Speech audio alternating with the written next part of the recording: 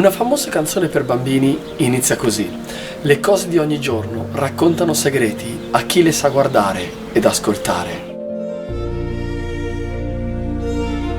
Un giorno stavo dando da mangiare a mio figlio e lui non mangiava se non c'era della musica. A un certo punto, in mezzo a tante canzoni per bambini, inizia proprio questa.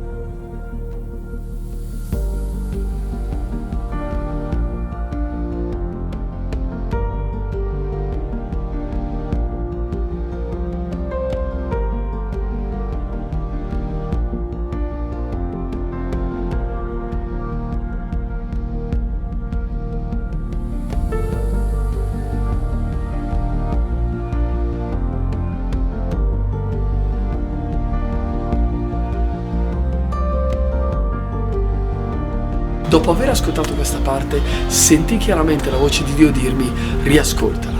Che strano, pensai, però la riascoltai e alla fine Dio mi chiese ancora una volta: riascoltala. Lo feci un'altra volta e ancora come prima Dio mi chiese di riascoltarla. Capii che Dio mi voleva parlare, così lasciai mio figlio e mia moglie e io andai in camera mia. Finalmente Dio mi chiese di che cos'era fatto quel tavolo, ovviamente di legno, e che cosa serviva per fare quel tavolo, ovviamente un fiore. È stato quel punto che Dio mi chiese di che cos'era fatta la mia croce, ovviamente di legno, e che cosa serviva allora per fare quella croce.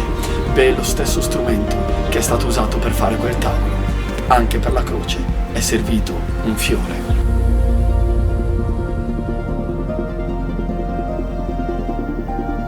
Ed è lì che Dio mi chiese: sai qual è il simbolo dell'amore? Ovviamente un fiore. E sai chi sono io? Sì, Signore, lo so, tu sei il Giglio della valle. Finalmente stavo capendo che quello strumento di morte è stato costruito con uno strumento d'amore. Le persone hanno preso il Giglio della valle, lo hanno strappato, lo hanno reciso, perché a loro serviva per costruire il più crudele strumento di morte, ma a Dio serviva per costruire il più grande messaggio d'amore.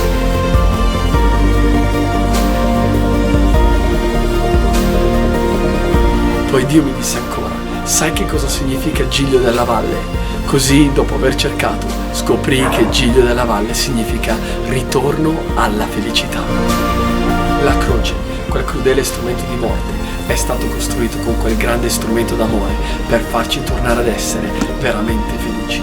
A questo serve la croce di Cristo. E oggi è tempo che tu ti riappropri di quella felicità perduta, perché ti appartiene di diritto e Cristo l'ha comprata sulla croce del Calvario, perché è lì che Cristo ha dato tutto se stesso e ci ha dimostrato quanto Lui ci ama ancora. E allora buona nuova felicità e che Dio ti benedica.